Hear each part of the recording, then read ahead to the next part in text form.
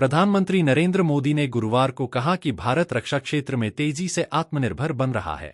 Lucknow defence corridor का उल्लेख करते हुए उन्होंने कहा कि ऑपरेशन सिंदूर के दौरान जिस ब्रह्मोस मिसाइल की ताकत दुनिया ने देखी, अब वही मिसाइल लखनऊ में बनाई जा रही है। उन्होंने विश्वास जताया कि उत्तर प्रदेश का रक्षा गलियारा देश को आगे ले जाएगा और वैश्विक मानचित्र पर नई पहचान बनाएगा। प्रधानमंत्री मोदी लखनऊ में पूर्व प्रधानमंत्री अटल बिहारी वाजपेयी की 101वीं जयंती पर राष्ट्र प्रेरणा स्थल के लोकार्पण के बाद जनसभा को संबोधित कर रहे थे। उन्होंने कहा कि भारतीय जनता पार्टी को गर्व है कि उसकी सरकार को अनुच्छेद 370 की दीवार गिराने का अवसर मिला, जिससे देश की एकता और अखंडता को मजबूती मिली। अटल बिहारी वाजपेयी को श्रद्धांजलि देते हुए प्रधानमंत्री ने कहा कि अटल जी ने सही मायनों में सुशासन को जमीन पर उतारा और प्रशासनिक व्यवस्था को जनकल्याण से जोड़ा।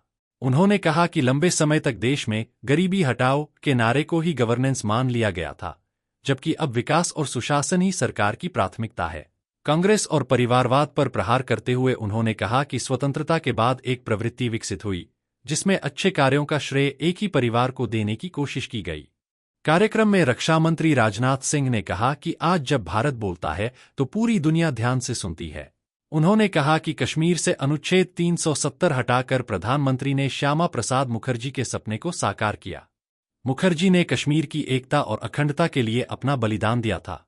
उत्तर प्रदेश के मुख्यमंत्री योगी आदित्यनाथ ने कहा कि अटल बिहारी वाजपेयी, दीनदयाल उपाध्याय और श्यामा प्रसाद मुखर्जी जैसे राष्ट्रनायक सदैव देश का मार्गदर्शन करते रहेंगे।